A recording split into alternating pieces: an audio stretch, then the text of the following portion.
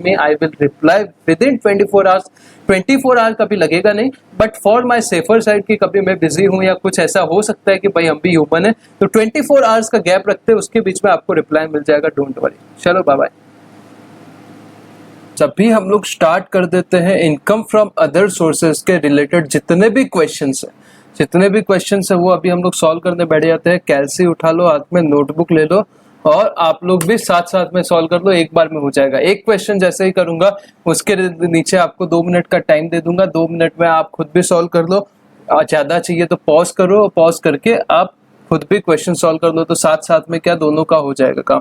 मैं पढ़ा दूंगा और आपका साथ साथ में ही हो जाएगा, मतलब एक्स्ट्रा टाइम वेस्ट नहीं करना पड़ेगा। ठीक है, क्वेश्चन नंबर 1 पे आते हैं। इलस्ट्रेशन नंबर 1,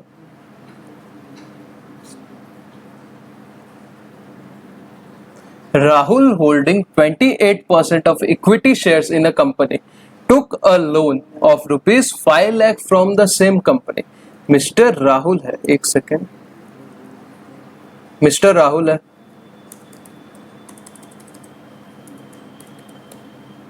जिसने एक कंपनी में 28% का क्या शेयर होल्डिंग लेके रखा है। कितना शेयर होल्डिंग लिया है? 28% का शेयर होल्डिंग लिया है, ठीक है। और वही कंपनी से उसको लोन मिला है ₹5 लाख, 5 लाख रुपीज का लोन मिला है।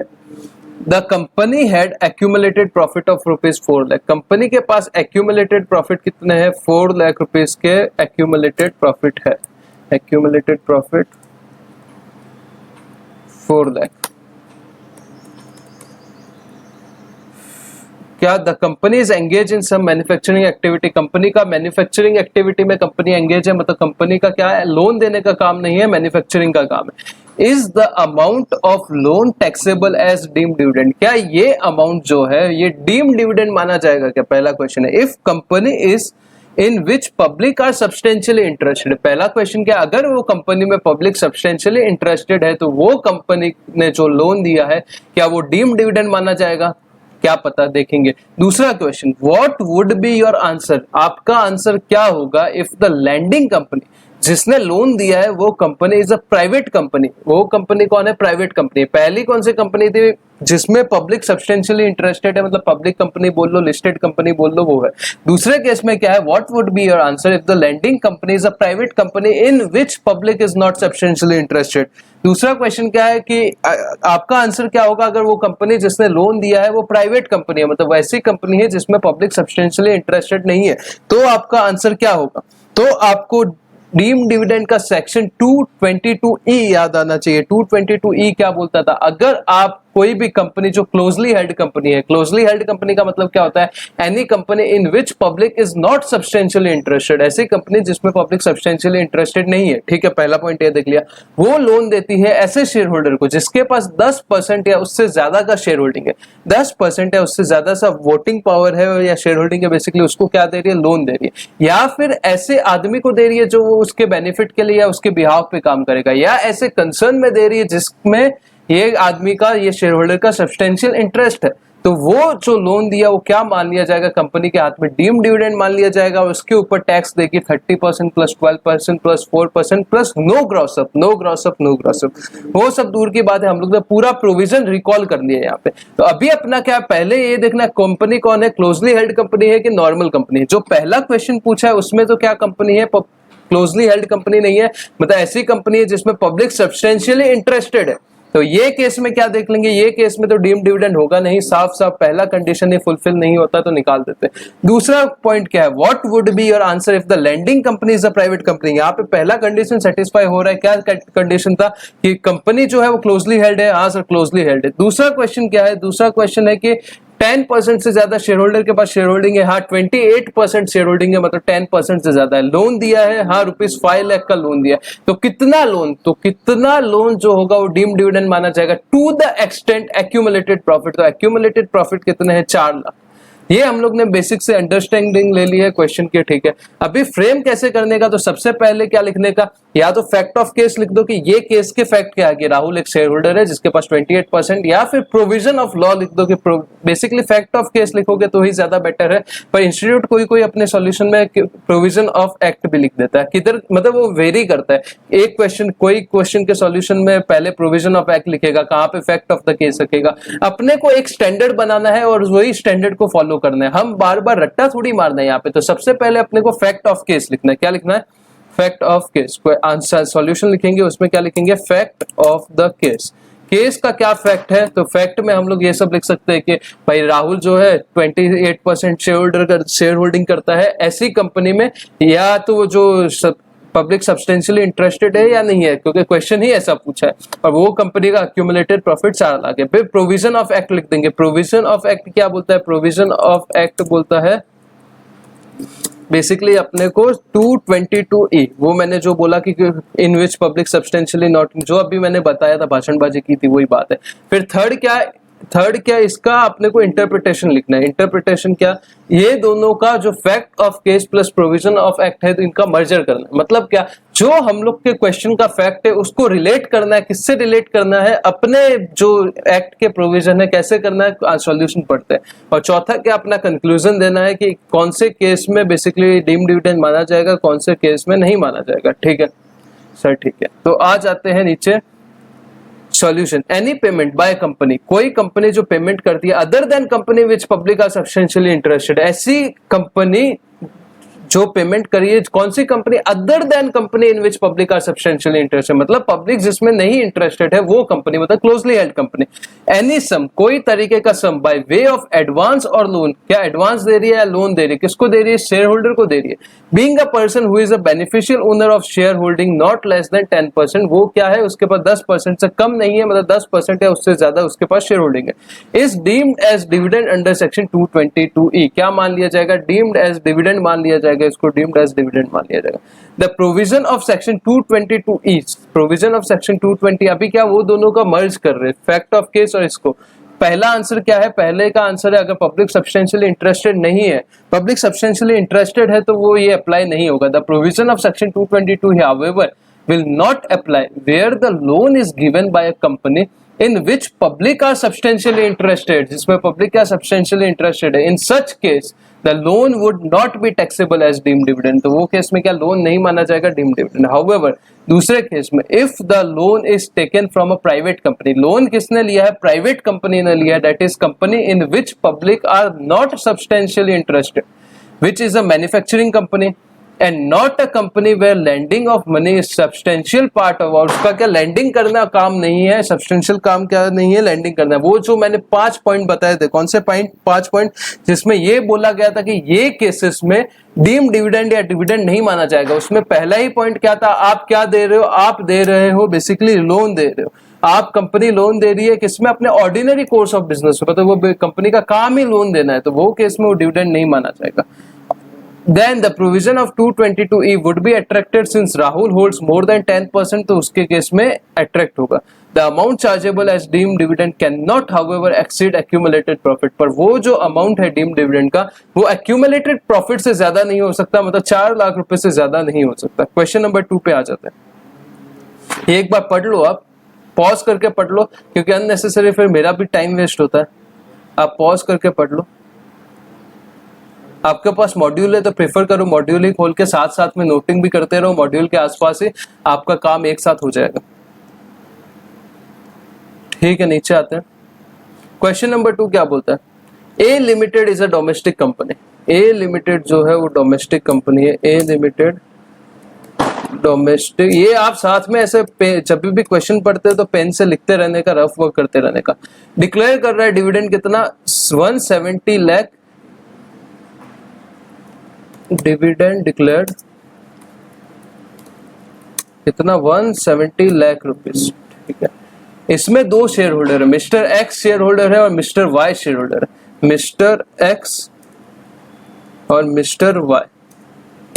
मिस्टर एक्स के पास कितना शेयर होल्डिंग है? 10% है, और मिस्टर वाई के पास कितना है? 5% है, कुछ नहीं, ठीक है। और मिस्टर एक्स को 17,170 में से 10% मिल रहा है, 17 लाख रुपए डिविडेंड मिल रहा है, और मिस्टर वाई को कितना मिल रहा है, 8.5 लाख रुपीज डिविडेंड मिल रहा है। अपने को क्या करना है, डिस्कस द टैक्स इम्प्लीकेशन। अपने को टैक्स इम्प्लीकेशन देखना है, किसके हाथ में, मिस्टर एक्स के हाथ में और मिस्टर वाई के हाथ में, assuming that mister x and mister why have not received dividend from any other domestic company. मतलब ये समझना है कि अपने को क्या समझना है कि इनको और कोई तरीके का डिविडेंड वगैरह कोई और तरीके का इनकम नहीं मिला, सिर्फ यही इनकम है। तो अपने को इसमें क्या निकालना है, अपने को बेसिकली डिविडेंड का टैक्सेबिलिटी निकालना है। तो मिस्टर एक्स की क्वेश्चन नंबर 2 पे आ जाता हूं। क्वेश्चन नंबर 2 क्या बोलता है, A limited a domestic company. A limited जो है वो क्या है, डोमेस्टिक कंपनी है। डोमेस्टिक कंपनी का मतलब क्या होता है सर, डोमेस्टिक कंपनी का मतलब हम लोग ने देखा था ऐसी कंपनी या तो जो इंडियन कंपनी है या अदर देन इंडियन कंपनी है जिसने डिविडेंड का डिक्लेरेशन वगैरह क्या इंडिया में प्रिस्क्राइब अरेंजमेंट करके रखा है, तो क्या डोमेस्टिक कंपनी है। उसने डिविडेंड डिक्लेयर किया हुआ है 170 लाख रुपीज का।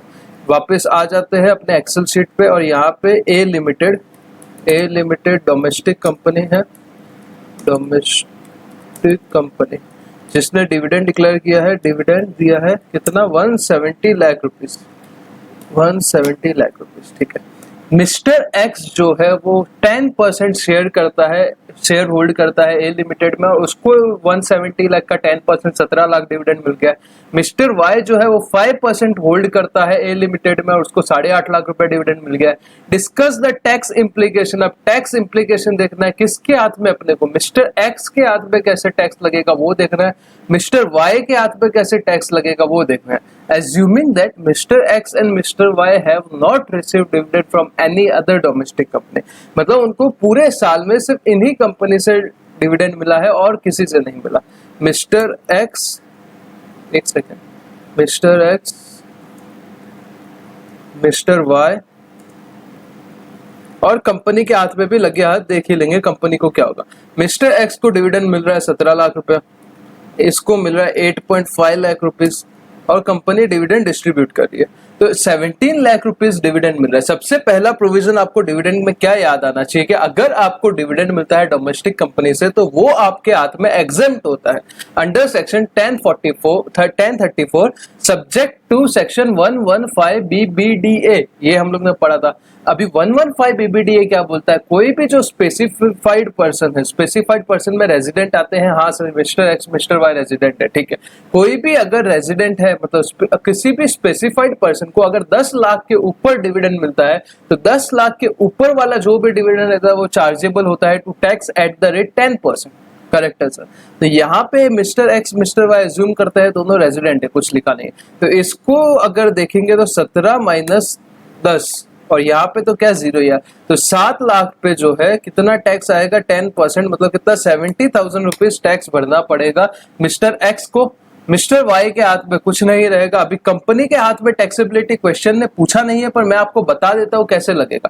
कंपनी ने कितना डिविडेंड डिस्ट्रीब्यूट किया, 170 लाख का, तो पहले 170 लाख को अपने को ग्रॉसअप करना पड़ेगा, 170 इंटू 100 डिवाइड बाई 85, वो सिखाया था ग्रॉसअप वाला कंसेप्ट।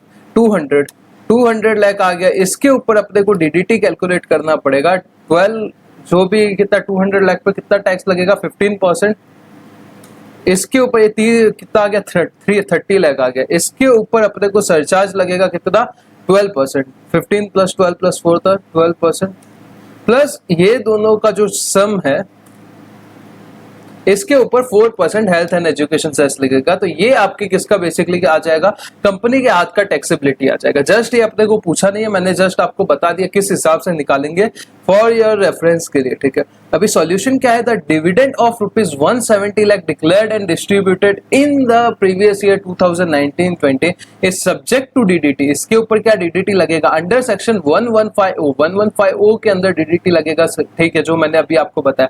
कैलकुलेशन की क्वेश्चन में जरूरत ही नहीं है, तो कोई लिखने की जरूरत नहीं है। In the hand of mister x के हाथ में डिविडेंड जो 10 लाख रुपए तक है, dividend receive up to ₹10 lakh would be exempt under section 1034 में एग्जेम्प्ट हो जाएगा।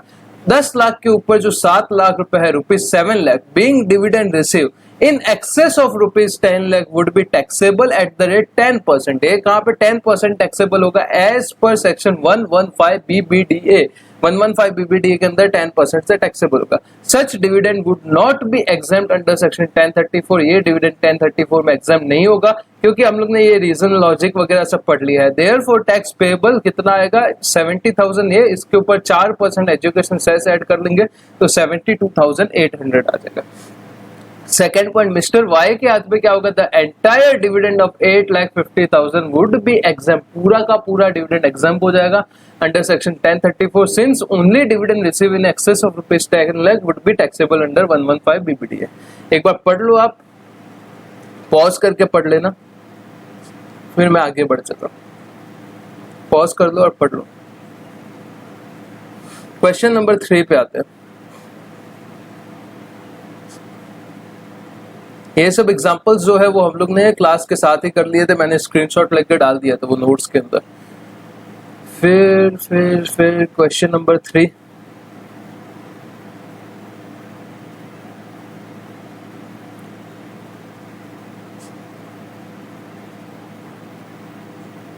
ये पढ़ा। मिस्टर ए जो है वो डीलर है, किसमें डीलर है सर, शेयर्स में डीलर। इसका काम क्या है, शेयर खरीदना बेचना काम है। रिसीव करता है फॉलोइंग, ये जो नीचे कुछ चीजें दी हुई है ये विदाउट कंसिडरेशन फ्री में इसको मिल रही है। फ्री में मिल रही है मतलब क्या, गिफ्ट मिल रहा है। गिफ्ट का टैक्सेशन याद आना चाहिए, आगे देखेंगे, मैं आपको रिकैप कराता रहूंगा, जो भी इसमें आता है वापस रिवाइज कर लेंगे। Without consideration during the previous year 1920 from his friend mister B. Mister A को मिस्टर बी से ये सब साल में फ्री ऑफ कॉस्ट मिला है, तो अपने को देखना है क्या टैक्सेबल होगा क्या नहीं टैक्सेबल होगा। पहला क्या है, कैश गिफ्ट मिला है, cash gift of ₹75,000 on his anniversary. Anniversary के दिन 75,000 रुपीज क्या मिला है, कैश गिफ्ट मिला है। तो अपने को ये देख रहा है कि पहला तो कैश गिफ्ट है, तो फर्स्ट डब्बे के अंदर आ जाएगा सम, एनी सम मिला है। एनिवर्सरी आई एम डॉक्टर हटला आईटीसी में था नहीं, तो बेसिकली 75,000 जो है वो टैक्सेबल हो जाएगा, 75,000 टैक्सेबल है। फिर सेकंड वन, बुलियन मिला है। बुलियन क्या सर मूवेबल प्रॉपर्टी है क्या, हाँ सर मूवेबल प्रॉपर्टी। कहाँ था मूवेबल प्रॉपर्टी, डीएसपी जा प्लस बीएसएस में जो नए बीएसएस आए थे, बी में बुलियन था, एस से शेयर्स था, एस से सिक्योरिटी था। बीएसएस मतलब उसमें बुलियन था। बुलियन का फेयर मार्केट वैल्यू कितना है, एफएमवी कितना है, 60,000 रुपीज है। और कब मिला है, उसको बर्थडे के दिन मिला है। बर्थडे भी आई एम डॉक्टर हटला आईटीसी में था नहीं, आपको पता रहेगा, तो बर्थडे बेसिकली था नहीं, तो ये भी 60,000 जो क्या है वो टैक्सेबल हो जाएगा। फिर थर्ड क्या, प्लॉट ऑफ लैंड, लैंड मिला है उसको, कहाँ मिला है, फरीदाबाद में मिला है। कहाँ मिला है अपने को कुछ मतलब नहीं है, कब मिला है, 1 जनवरी 2019, ये प्रीवियस ईयर में मिला है। स्टैंप ड्यूटी वैल्यू कितना है, 5 लाख रुपया है। स्टैंप ड्यूटी वैल्यू कितना, 5 लाख रुपए है, फ्री में मिला है। तो अपने को कैसा, वो इमूवेबल प्रॉपर्टी वाले में 2 बॉक्स से उसका पहला बॉक्स याद करो कि अगर आपको कोई इमूवेबल प्रॉपर्टी मिलता है, क्या मिलता है, इमूवेबल प्रॉपर्टी मिलता है, विदाउट कंसिडरेशन मिलता है, तो जो उसका स्टैंप ड्यूटी वैल्यू रहेगा वो क्या मान लिया जाएगा, वही मान लिया जाएगा आपका फुल वैल्यू ऑफ कंसिडरेशन। तो ये जो 5 लाख रुपीज है वो टैक्सेबल हो जाएगा। यहाँ पे देखिए ये 5 लाख रुपए बेसिकली टैक्सेबल हो गया। चौथा पॉइंट पे आ जाता है, मिस्टर ए ने परचेस किया है। मिस्टर ए कौन, मतलब जो अपना एसएससी है, जो डीलर है, उसने परचेस किया है किससे, मिस्टर सी से परचेस किए हैं। क्या, वो भी शेयर में डीलर है, उससे 1000 शेयर्स परचेस किए हैं of x limited. X limited के, एक सेकंड यहाँ पे लिख देते हैं, मिस्टर ए ने परचेस किए हैं 1000 शेयर इंटू 400 का वैल्यू है 92। द फेयर मार्केट वैल्यू उस दिन कितना है, 600 रुपए। इससे कितने में खरीदे, 400 में, और 600 रुपए fair market value. Mister A sold this share in the course of business. इसका काम क्या है, बेसिकली बिजनेस है। क्या, कौन सा बिजनेस है, शेयर्स खरीदने बेचने का बिजनेस है। और ये खरीद भी भाई साहब यहाँ पे क्या रहे, शेयर्स ही खरीद बेच रहे। तो यहाँ पे जो है वो इनकम फ्रॉम अदर सोर्सेज का ये इनकम नहीं रहेगा, बेसिकली क्या पीजीबीपी का इनकम हो जाएगा, क्योंकि इसका काम ही, बिजनेस ही यही है क्या, शेयर खरीदने का बेचने का। और यहाँ पे ये शेयर खरीद बेच ही रहा है, तो क्या हो जाएगा, ये बिजनेस में आ जाएगा। फर्दर ऑन 1 नवंबर 2019, कब की बात कर रहे हैं, 1 नवंबर 2019, mister A took possession of property building. Mister A ने क्या पोजेशन लिया है, प्रॉपर्टी का पोजेशन ले लिया है, booked by him 2 years back at ₹20 lakh. इससे बुक कब कराया था, यहाँ पे देखो 2 साल पहले प्रॉपर्टी बुक कराया था, प्रॉपर्टी बुक कराया था, कितने में कराया था पता है? 20 लाख रुपए में कराया था, 20 lakh rupees, 20 lakh. Done. The stamp duty value अभी के टाइम पे उसका स्टैम्प ड्यूटी कितना हो गया, एसडीवी कितना हो गया, 32 लाख रुपीज हो गया सर, कितना हो गया, 32 लाख रुपीज है, ठीक है। And on the date of booking, date of booking के दिन उसका एसडीवी क्या था पता है? एसडीवी ऑन बुकिंग, स्पेलिंग को इग्नोर करो, 23 लाख था, 23 लाख था। He had paid ₹1 lakh by account pay check as down payment on the date of booking। उसने डेट ऑफ बुकिंग के दिन क्या किया है? अकाउंट पे चेक से पेमेंट किया है। ये सर क्या कुछ सुना है, ऐसा कुछ लग रहा है क्या? हाँ सर, मैंने बताई थी 2 डेट्स होती है, एक होती है डेट ऑफ एग्रीमेंट, एक होता है डेट ऑफ रजिस्ट्रेशन। अपने को हमेशा क्या लेना होता है? डेट ऑफ रजिस्ट्रेशन लेना रहता है बेसिकली। मतलब एक केस में डेट ऑफ रजिस्ट्रेशन क्या है? 1 नवंबर 2019 है, जब 32 लाख का स्टैम्प ड्यूटी है। पर एक एक्सेप्शन था, अगर डेट ऑफ एग्रीमेंट जिस दिन आता है, जिस दिन डेट ऑफ एग्रीमेंट है, उस दिन क्या होता है? अगर डेट ऑफ एग्रीमेंट वाले दिन through account pay cheque, account pay demand draft, electronic clearing system या any other mode as prescribed, इससे आपको क्या मिल जाता है? कोई भी कंसिडरेशन पार्ट मिल जाता है या फुल मिल जाता है, तो जो डेट ऑफ एग्रीमेंट रहेंगे वो भी फुल वैल्यू ऑफ कंसिडरेशन रहेगा। करेक्ट है। तो यहाँ पे कैसे मिला है? अकाउंट पे चेक से मिला है, मतलब सही बात है, 1 लाख रुपया मिल गया, करेक्ट है। तो वो क्या लेना है? 23 लाख रुपीज जो है वो स्टैम्प ड्यूटी वैल्यू ले लेना है, और ये अपना बेसिकली क्या है? 20 लाख रुपीज एक्चुअली पे किया। तो 20 लाख माइनस 23 लाख कितना हो जाएगा? 3 लाख रुपए डिफरेंस जो रहेगा वो टैक्सेबल हो जाएगा। फिर कंप्यूट क्या करता है अपने को? Income of mister A under income from other sources and capital gain. तो एक जो बिजनेस वाला इनकम आएगा वो इसमें कंसीडर नहीं होगा, क्योंकि इसमें क्या, इनकम फ्रॉम अदर सोर्सेस के तो सब अपने हेड हो गए। अभी ये एक जो फरीदाबाद वाला लैंड इसको मिला था वो उसने बेच दिया है 7 लाख रुपए में। फरीदाबाद वाला लैंड बेसिकली कितने में मिला था? 5 लाख में मिला था। तो इसमें फुल वैल्यू ऑफ कंसिडरेशन कितना हो जाएगा? 7 लाख हो जाएगा, माइनस कॉस्ट ऑफ एक्विजिशन कितना हो जाएगा? ₹5 लाख हो जाएगा।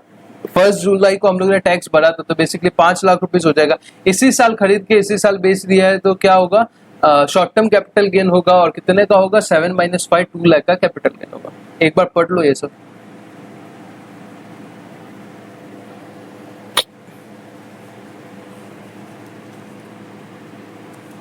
पॉज करके पढ़ लो। कुछ डाउट है तो बिंदास व्हाट्सएप कर दिया करो, कोई इश्यू नहीं है, मैं आपका सोल्यूशन कर दूंगा डाउट का।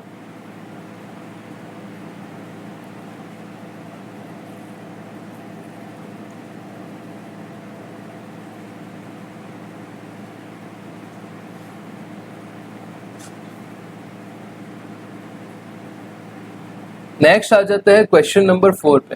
क्वेश्चन नंबर 4 में क्या हम लोग का, इसमें बेसिकली रिलेटिव्स की बात की है। 56(2)(10) में जो रिलेटिव वाला पार्ट है, क्वेश्चन नंबर 4 पे आते हैं। क्वेश्चन नंबर 4 बेसिकली 56(2)(10) जो गिफ्ट वाला सेक्शन है उसी से रिलेटेड है। प्लस क्या ये बात करता है? एचयूएफ के रिलेशन की बात करता है। एचयूएफ में जनरली कौन रिलेटिव होता है? जो भी एचयूएफ का मेंबर होता है वो सब क्या होते हैं? एक दूसरे के रिलेटेड होते हैं। तो अखिल एचयूएफ जो है उसने डिस्कस द टैक्सेबिलिटी और otherwise of the following in the hand of recipient under section 56(2)(10) of the income tax act 1961। ठीक है, अखिल एचयूएफ जो है वो रिसीव कर रहा है, क्या रिसीव कर रहा है? 75,000 रुपीज रिसीव कर रहा है in cash from his niece of Akhil. जो अखिल की भतीजी भांजी जो भी है, कौन है? अखिल डॉक्टर की बेटी है। मतलब डॉक्टर की बेटी वैसे भी रिलेटिव में नहीं आती, अखिल करता है एचयूएफ का, और मम्मी की फैमिली वाले आपके एचयूएफ के मेंबर नहीं होते बेसिकली। तो ये जो 75,000 है ये रिलेटिव से नहीं मिला है, तो ये क्या होगा? टैक्सेबल होगा। Second point, Nitisha a member of her father's HUF, अपने पापा के एचयूएफ जो है उसकी मेंबर है, ट्रांसफर कर रही है, क्या ट्रांसफर कर रही है? हाउस प्रॉपर्टी ट्रांसफर कर रही है टू द एचयूएफ। किसको? एचयूएफ को ट्रांसफर कर रही है house property, without consideration, free of cost transfer करिए। The stamp duty value, basically ये तो मेंबर है और अपने फादर के एचयूएफ को ट्रांसफर करिए, तो बेसिकली क्या रिलेटिव अगर ट्रांसफर कर रहा है तो क्या माना जाएगा? गिफ्ट नहीं माना जाएगा, 56(2)(10) के स्कोप में नहीं आएगा, तो यहाँ पे क्या नील लिखा हुआ है। थर्ड पॉइंट, मिस्टर अक्षत जो है वो रिसीव कर रहा है, क्या रिसीव कर रहा है? 100 share of A limited receive कर रहा है। 100 shares of A Limited from his father as a gift on occasion of his 25th marriage anniversary. अब मिस्टर अक्षत अपनी मैरिज एनिवर्सरी पे अपने फ्रेंड से गिफ्ट रिसीव कर रहा है 100 शेयर, 100 शेयर। उनका फेयर मार्केट वैल्यू कितना है, 100 रुपीज है, मतलब 100 इंटू 100 कितना हो जाएगा, 10,000 रुपीज हो जाएगा। मैरिज एनिवर्सरी जो है वो I am doctor Atla ITC में नहीं आता, और शेयर्स जो है वो अपना मूवेबल प्रॉपर्टी में आते हैं। करेक्ट है, क्या था अपना डीएसपी जा प्लस बीएसएस एस में शेयर्स आता है, तो ये 10,000 टैक्सेबल होगा। प्लस ही ऑल्सो रिसीव्ड, उसने और रिसीव किया jewellery worth ₹45,000 from nephew on the same date. 45,000 भी बेसिकली टैक्सेबल हो जाएगा, नेफ्यू आपका रिलेटिव में नहीं आता। 45,000 प्लस 10,000 कितना, 55,000 टैक्सेबल हो जाएगा। ये रहा 55,000 taxable as per provision of section 56(2)(10).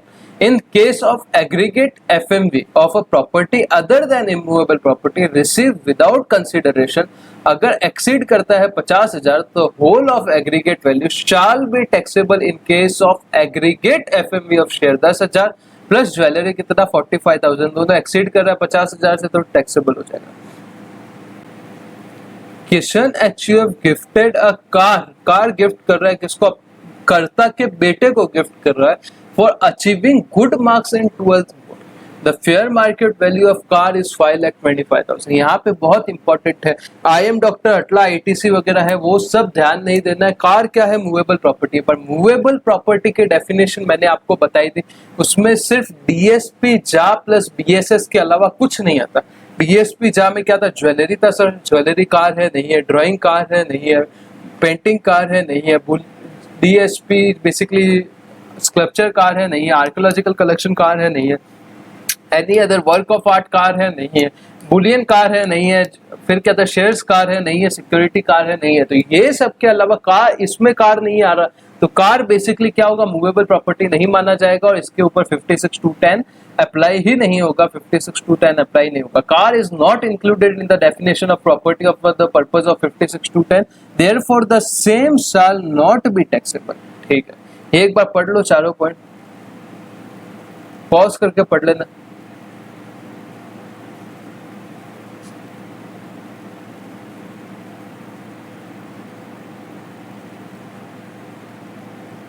ये वाला जो क्वेश्चन है वो बहुत इंपॉर्टेंट है, इसको स्टार लगाओ, आने के चांस है। इसमें बेसिकली 3 सेक्शन का कंपैरिजन किया हुआ है। कौन से 3 सेक्शन सर, आ जाते हैं। 3 सेक्शन है बेसिकली, एक कैपिटल गेन का सेक्शन है, एक IFOS का सेक्शन है, एक बिजनेस का सेक्शन है। सेक्शन 50C, सेक्शन 56 to 10 और सेक्शन 43CA। बेसिकली 3 सेक्शन है। ये सेक्शन क्या बोलता है, ये पहले कैपिटल गेन की बात करता है कि अगर आप इमूवेबल प्रॉपर्टी बेचते हो, क्या वैसे इमूवेबल प्रॉपर्टी जो आपने हेल्ड किया था एज अ कैपिटल एसेट, आपने इमूवेबल प्रॉपर्टी जो हेल्ड किया हुआ था कैपिटल एसेट, और आपका जो सेलिंग प्राइस है वो स्टैंप ड्यूटी वैल्यू से कम है, तो जो सेलिंग प्राइस आपका स्टैंप ड्यूटी वैल्यू से कम है, तो आपको जो स्टैंप ड्यूटी वैल्यू है वही मान लिया जाएगा आपका फुल वैल्यू ऑफ कंसिडरेशन।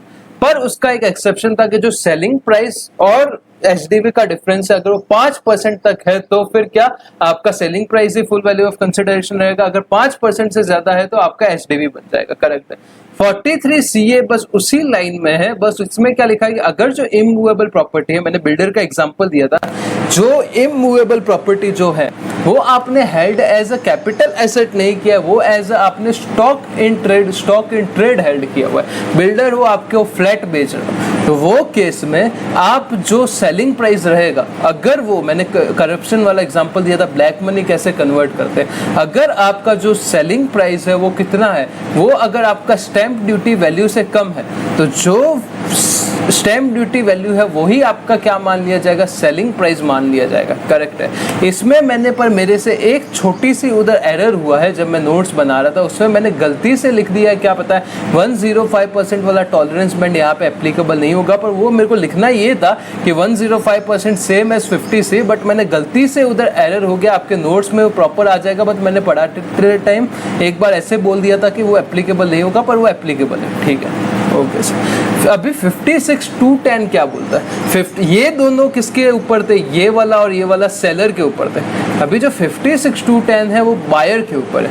जो बायर को गिफ्ट मिल रहा है, गिफ्ट मिल रहा है मतलब क्या, या तो free of cost immovable property मिल रहा है, या फिर इनएडिक्वेट कंसिडरेशन पे आपको क्या मिल रहा है, इमूवेबल प्रॉपर्टी मिल रहा है। अगर फ्री ऑफ कॉस्ट मिल रहा है तो जो आपका स्टैंप ड्यूटी वैल्यू है वही सीधा का सीधा आपका क्या मान लिया जाएगा, इनकम फ्रॉम अदर सोर्सेज का इनकम मान लिया जाएगा। पर अगर आपको इनएडिक्वेट कंसिडरेशन पे मिल रहा है तो जो आपका स्टैंप ड्यूटी वैल्यू है माइनस जो आपका क्या है फुल वैल्यू ऑफ कंसिडर, जो भी आप पैसा बेसिकली आप पे करें उसका डिफरेंस अगर 50,000 रुपये से ज़्यादा है तो आपको क्या मान लिया जाएगा, 50,000 से ज़्यादा है तो फिर वो आपका इनकम फ्रॉम अदर सोर्सेज का इनकम आ जाएगा, और वो 5% का टॉलरेंस बैंड यहाँ पे भी अप्लाई होगा।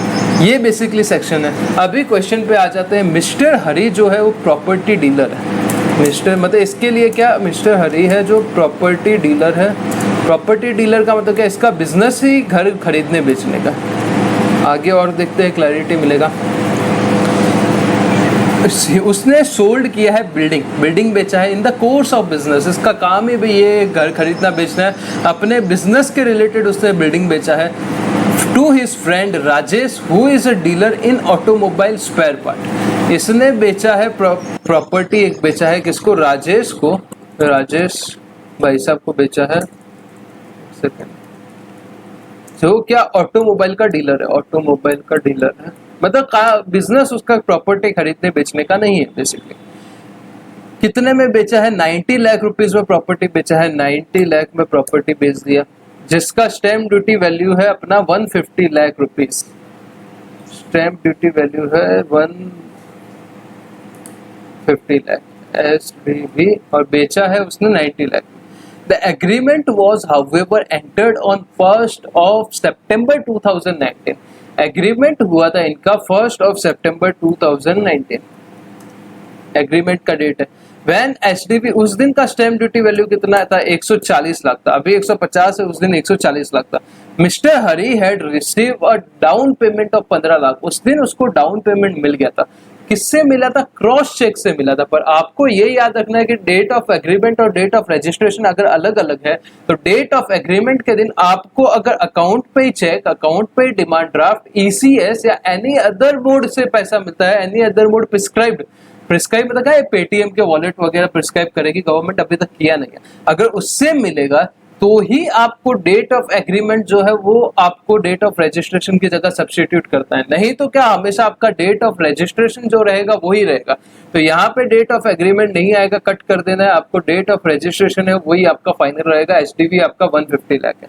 From Rajesh, on the date of agreement discuss the tax implication. Tax implication अपने को देखना in hand of mister Hari and mister Rajesh. Mister Hari के हाथ में क्या टैक्स इम्प्लीकेशन होगा, मिस्टर राजेश के हाथ में क्या टैक्स इम्प्लीकेशन होगा, अपने को चेक करना है।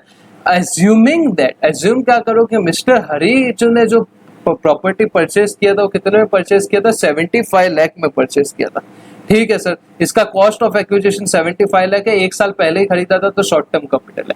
Would your answer be different, आपका आंसर क्या अलग होगा अगर जो हरी है वो प्रॉपर्टी डीलर नहीं होकर शेयर ब्रोकर होगा, तो हाँ सर अलग होगा। पहले नॉर्मल केस में देख लेते हैं। नॉर्मल केस क्या बोलता है, मिस्टर हरी एक प्रॉपर्टी डीलर है। प्रॉपर्टी डीलर मतलब इसका बिजनेस ही क्या है, प्रॉपर्टी बेचने का है, और वो प्रॉपर्टी बेच रहा है तो सेक्शन 43CA अट्रैक्ट हो जाएगा। 43CA क्या बोलता है, अगर आप इमूवेबल प्रॉपर्टी बेच रहे हो इन द कोर्स ऑफ आपका ऑर्डिनरी बिजनेस, तो अगर आपने प्रॉपर्टी बेचा है कितने में, HDB से कम में बेचा है, तो HDB और आपने जितने में बेचा है उसका डिफरेंस जो रहेगा वो क्या मान लिया जाएगा, वो आपका PGBP का इनकम मान लिया जाएगा। यहाँ पे 150 माइनस 90 लाख कितना 60 लाख रुपीज आपका पीजीबीपी का इनकम मान लिया जाएगा, पीजीबीपी का इनकम मान लिया जाएगा, पीजीबीपी का इनकम मान लिया जाएगा। अभी राजेश के हाथ में क्या टैक्सेबिलिटी आएगी, राजेश ने को मिला है प्रॉपर्टी, तो मिला है मतलब क्या 56(2)(10) अट्रैक्ट हो जाएगा। 56(2)(10) क्या बोलता है, आप पहले ये देख लो कि आपका स्टैम्प ड्यूटी वैल्यू कितना है 150 लाख, आपको मिला कितना है 60 लाख, तो प्लस 60 डिवाइड बाय 150 इंटू 100, 5% से ज्यादा है सर, हाँ 40% है, 5% से ज्यादा है। तो आपका डिफरेंस जो है प्लस एसडीवी का डिफरेंस माइनस आपको जितने में मिला है, कितना डिफरेंस है 60 लाख रुपीज। अगर ये 50,000 से ज्यादा है, ऑब्वियसली 50,000 से ज्यादा 60 लाख रुपीज है, तो ये 60 लाख रुपीज जो है, ये 60 लाख रुपीज है, ये 60 लाख है आपके इनकम फ्रॉम अदर सोर्सेज का इनकम बन जाएगा। इतना क्लियर है सर, इतना क्लियर है, इतना पढ़ लेते हैं एक बार। हरि के हाथ में क्या होगा, हरि के हाथ में in the hands of Hari provision of 43 CA would be attracted, 43 CA attract हो जाएगा since the building represent his stock in trade and he has transferred the same for consideration less than stamp duty value and 105% का tolerance band. Under section 43 CA में the option to adopt stamp duty value on the date of agreement can be exercised only when whole or part of consideration received through account pay check, account pay demand draft, जो मैंने बताया वही बात बोली है। In this case जो amount मिला है वो कैसे मिला, क्रॉस चेक से मिला है, तो वो अपन कंसिडर नहीं करेंगे। therefore rupees 75 lakh being the difference between stamp duty value on date of transfer, that is 150 lakh, and the purchase price 75 lakh would be chargeable as a business income। यहाँ पे मैंने बेसिकली क्या assumption लिया था 60 लाख लेने का, कि यहाँ पे जो पहले क्या सेलिंग प्राइस है 90 प्लस 90 माइनस 75 लाख जो है वो तो आपका वैसे भी बिजनेस इनकम वैसे भी उसने डाला ही रहेगा। अगर 90 लाख में उसने सेल किया, 75 कॉस्ट था, तो वो तो था ही। इन दोनों का आप टोटल कर दोगे तो प्लस क्या आ जाएगा 75 लाख आ जाएगा बेसिकली, ठीक है। तो ये जो है ये आपका 43 CA आ गया। अभी 56(2)(10) क्या बोलता है, सिंस मिस्टर राजेश जो है वो ऑटोमोबाइल का डीलर है, the building purchase would be capital asset है, उसके हाथ में कैपिटल एसेट है, द प्रोविजन ऑफ 56(2)(10) अट्रैक्ट हो जाएगा। Mister Rajesh who has received immovable property being a capital asset for इनएडिक्वेट consideration and the difference between the consideration and stamp duty value exceed 4,50,000, मतलब basically कितना 40% exceed हो रहा है, 5% से ज्यादा एक्सीड हो रहा है, वही बात लिखी हुई है। Therefore rupees 60 lakh being the difference between 150 lakh and 90 lakh, जो अपन ने 60 लाख निकाला था, 150 माइनस 60 जो है वो टैक्सेबल हो जाएगा 56(2)(10) के अंदर। फिर वही वापस account pay cheque, account pay demand draft वाला ज्ञान दिया। अभी समझो सेकंड केस में देखो, ये अगर प्रॉपर्टी डीलर ना होके क्या बन जाता है, यहाँ पे स्टॉक ब्रोकर बन जाता है। स्टॉक ब्रोकर बना देते हैं इसको, स्टॉक ब्रोकर। तो फिर क्या होगा, इसके हाथ में बेसिकली ये कैपिटल एसेट ट्रांसफर कर रहा है, तो इसके हाथ में क्या लगेगा, सेक्शन 50C लग जाएगा, और इसके हाथ में तो सेम टू सेम होगा। 50C में क्या होगा, 150 लाख बेसिकली आपका फुल वैल्यू ऑफ कंसिडरेशन हो गया, माइनस कॉस्ट कितना था 75 लाख हो गया, तो कैपिटल गेन कितना आ जाएगा 75 लाख आ जाएगा। ये इंपॉर्टेंट इसलिए कि इसमें बहुत सारी चीजें एक साथ इन्होंने पूछ ली है, तो ये क्वेश्चन काफी इंपॉर्टेंट हो जाता है आपके पर्पज एग्जाम पर पॉइंट ऑफ व्यू। अच्छे से प्रैक्टिस करना, ये बेसिकली आप एक बार पढ़ लो, सेम टू सेम लिखा है जो मैंने बोला है, कुछ ऐसी बड़ी बात नहीं है। ये वाला पार्ट पढ़ लो और ये तो सेम रहेगा, ऊपर जो था जैसा था वैसे ही।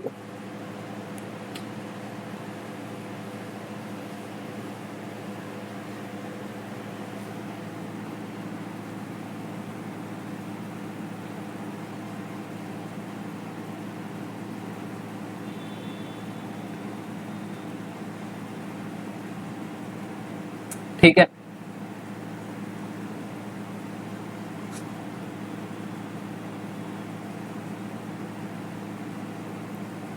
नेक्स्ट आ जाते हैं क्वेश्चन नंबर 5, कौन सा 6, interest on enhance compensation. Interest कहाँ मिला, एनहांस कंपेंसेशन का मिला mister G during the previous year 1920। ये साल में इंटरेस्ट कितना मिला है 5 लाख, उसमें से 1,50,000 रिलेट करता है प्रीवियस ईयर 16-17 को, 1,65,000 रिलेट करता है 17-18 को, 1,85,000 रिलेट करता है 18-19 को। तो डिस्कस करना है टैक्स इम्प्लीकेशन अपने को। तो ठीक है सर, करते हैं। इंटरेस्ट जो आपको कंपेंसेशन पे मिलता है, जब आपको मिलता है तभी उसी साल टैक्सेबल होगा, भले ही कौन से भी साल का मिले कोई फर्क नहीं पड़ता। तो सबसे पहला तो ये क्लियर हो गया कि 5 लाख इसी साल टैक्सेबल होगा, ये हम लोग ने पढ़ा था। दूसरा, अंडर सेक्शन 57 जितना आपको इंटरेस्ट मिला उसका 50% सीधा आपका क्या हो जाएगा, स्टैंडर्ड डिडक्शन मिल जाएगा। तो 5 लाख का सीधा 50% मतलब कितना, 2,50,000 सीधा स्टैंडर्ड डिडक्शन हो जाएगा और 2,50,000 इंटरेस्ट चार्जेबल हो जाएगा। फिर ये एक इजी क्वेश्चन है, ये आप खुद से होमवर्क है कि कौन सा इनकम कौन से हेड में बेसिकली क्लासिफाई होता है, ये आपको खुद से करना है होमवर्क है। कुछ भी डाउट आ रहा है बिंदास, मेरे को जानबूझ के मैं होमवर्क दे रहा हूँ कि आप भी करो, साथ साथ में वीडियो देखने से कुछ नहीं होगा। ये क्वेश्चन होमवर्क है, आप सॉल्व करो और मेरे से कुछ भी डाउट है, एक दो जगह पे डाउट आएगा, मुझे पता है कहाँ पे आएगा, तो जानबूझ के मैं होमवर्क दे रहा हूँ कि देखते कितने लोग डाउट पूछते हैं। क्वेश्चन नंबर 1 हो गया। क्वेश्चन नंबर 2 की बात करते हैं। Examine the following are chargeable to tax. है क्या जो दो चीजें दी हुई है क्या टैक्स के लिए चार्जेबल होगी कि नहीं वो देखनी है। A sum of rupees 1,20,000, sum of rupees 1,20,000 was received as a gift. क्या मिला है, गिफ्ट मिला है। फ्रॉम किससे, नॉन रिलेटिव से मिला है। किसको मिला है, राज को मिला है। On occasion of marriage of his son, अपनी शादी में भाई गिफ्ट मिलना चाहिए। बेटे की शादी में गिफ्ट मिला, भाई तुम्हें क्यों गिफ्ट देंगे ना, बेटे की शादी में, बेटे की शादी में गिफ्ट देंगे बेटे को, तो ये गिफ्ट जो होगा वो टैक्सेबल होगा। 1,20,000 पूरा का पूरा टैक्सेबल होगा। फिर क्या है, the interest on enhance compensation 96,000 मिला है ये साल में for acquisition of urban land, ठीक है, ऑफ विच 40% रिलेट्स टू 18-19। कि कहाँ का रिलेट कर रहा है कुछ फर्क नहीं पड़ता, जिस साल मिला है उसी साल टैक्सेबल होगा। तो 96,000 का 50% सीधा स्टैंडर्ड डिडक्शन हो जाएगा। कितना है, कैलसी में कर दो, 1 लाख का कितना होता है, 50,000 होता है। तो 96,000 का कितना होगा, 96 कुछ 40 जो भी बेसिकली आ जाएगा, कितना है यहाँ पे 48,000 है, जो भी आ रहा है 48,000 आपका, ये एक बार पढ़ लो, टैक्सेबल हो जाएगा 48,000 सेक्शन 57 में एग्जम्प्ट हो जाएगा।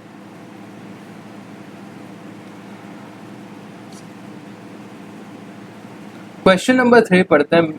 On 10th October 2019 mister Govind receive 5 lakh rupees 5 lakh toward interest on enhance compensation from state government. 5 lakh मिला है तो सीधा सीधा आपको पता है 50% एग्जम्प्ट हो जाएगा, स्टैंडर्ड डिडक्शन मिल जाएगा। कौन सा सेक्शन 57 में, 50% इनकम है। आउट ऑफ दिस इंटरेस्ट ये साल का है वो साल का है, कुछ फर्क नहीं पड़ता है, सेम टू सेम क्वेश्चन है जो ऊपर किया है। क्वेश्चन नंबर 4 की बात करते हैं। The following details have been furnished by Mrs Himali. Himali ने ये फॉलोइंग डिटेल दी है pertaining to the year ended 31 March 2020 के related. Cash gift of rupees 51,000 receive from her friend.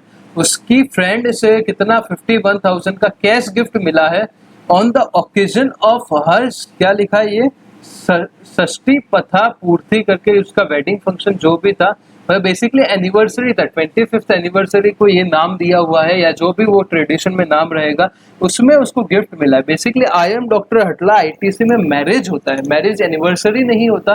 ये जो 51,000 का कैश गिफ्ट है पूरा टैक्सेबल होगा। ऑन द अबव ओकेजन, उसी ओकेजन पे डायमंड नेकलेस दिया है 2 लाख रुपीज का। किसने, उसकी बहन ने दिया है। बहन तो यार रियल बहन है तो वो क्या हो जाएगी, वो रिलेटिव हो जाएगी। रिलेटिव से जो भी गिफ्ट मिलता है वो क्या होता है, एग्जेम्प्ट होता है। फिर एग्जाम बेसिकली 56 to 10 के क्राइटेरिया में नहीं आता तो टैक्स नहीं लगता। When she celebrated her daughter's wedding, उसने अपने बेटी की जब शादी मनाई तब एक हर friend assigned in Mrs हिमालीज favour, हिमाली के फेवर में उसकी फ्रेंड ने फिक्स डिपॉजिट दिया है। कितना दिया है, 52,000 रुपीज का फिक्स डिपॉजिट दिया है। तो भाई तुम्हारी बेटी की शादी में तुमको फिक्स डिपॉजिट मिला है और उसके ऊपर इंटरेस्ट 52, तो वो बेसिकली टैक्सेबल होगा, कोई एग्जेम्पशन का सवाल ही नहीं है। ये पढ़ लो एक बार, पॉज करके पढ़ते रहो, आगे मैं बढ़ रहा हूँ। ये थर्ड वाले में 2 व्यू लिया हुआ इंस्टीट्यूट ने, या तो आप टैक्सेबल कर सकते हो या आप एग्जेम्प्ट कर सकते हो। कैसे व्यू लिया है, the first view is that fixed deposit does not fall within a meaning of sum of money. जो सम ऑफ मनी में पहला पॉइंट ये बोलता है कि फिक्स डिपॉजिट आएगा नहीं, और दूसरे पॉइंट में क्या बोला है कि फिक्स डिपॉजिट आएगा। अगर आता है तो उसके ऊपर टैक्स लगता है, नहीं आएगा तो उसके ऊपर टैक्स नहीं लगेगा। ये एक बार पढ़ लो, ठीक है। अभी लास्ट क्वेश्चन कर लेते हैं। लास्ट क्वेश्चन क्या बोलता है, examine the following transactions in the context of income tax act 1961। Income tax 1961 के कंटेक्स्ट में ये जो दो ट्रांजैक्शन दिए इनके बारे में बताओ। मिस्टर बी जो है उसने ट्रांसफर किए हैं 500 शेयर। एक बार हम लोग लिख देते हैं ताकि कंफ्यूजन ना हो। ये थोड़ा नीचे आ जाता हो। होप सो वो क्वेश्चंस आपने अच्छे से पढ़ लिए रहेंगे एक बार। मिस्टर बी जो है उसने ट्रांसफर किए हैं शेयर किए हैं, ठीक है। कौन सी कंपनी के शेयर किए हैं, आर लिमिटेड के शेयर ट्रांसफर किए। कौन सी लिमिटेड, आर लिमिटेड के शेयर। किसको ट्रांसफर किए, ट्रांसफर किए बी कंपनी को, बी प्राइवेट लिमिटेड, एक ही बात है, बी प्राइवेट लिमिटेड को शेयर ट्रांसफर किए हैं, ठीक है। आर प्राइवेट लिमिटेड के शेयर बी प्राइवेट लिमिटेड के ट्रांसफर किए हैं और 10/10/2019 फॉर रुपीज 3 लाख रुपया, 3 lakh rupees, 3 lakh. Fair value कितना है, fair market value 5 lakh rupees है, 5 लाख रुपीज, ठीक है। The index cost of acquisition कितना है, 4,45,000 rupees, 4.45 lakh rupees is cost of acquisition, index cost of acquisition. The transfer was not subject to STT, STT नहीं लगा, ठीक है, कोई बात नहीं। Determine the income chargeable to tax in hand of mister B and messrs B company limited. मतलब B के हाथ में क्या टैक्स लगेगा और बी लिमिटेड प्राइवेट लिमिटेड के हाथ में क्या टैक्स लगेगा वो देखना। बी के हाथ में कैपिटल गेन लगेगा, सिंपल सी बात है। कैपिटल गेन कितना लगेगा, ट्रांसफर का अमाउंट क्या है, ट्रांसफर का अमाउंट हम लोग ने कितना लिया है, ट्रांसफर किया है 3 लाख में। बट ये क्या है, ये शेयर्स है। शेयर्स कौन से, अनकोटेड शेयर है, बेसिकली लिस्टेड शेयर नहीं है। मैंने बेसिकली आपको बताया था कौन सा 50C नहीं 50CA में आता है कि अगर आपने लिस्ट जो अनकोटेड शेयर है वो ट्रांसफर किए हैं less than fair market value, तो जो फेयर मार्केट वैल्यू है वो क्या मान लिया जाएगा, फुल वैल्यू ऑफ कंसिडरेशन।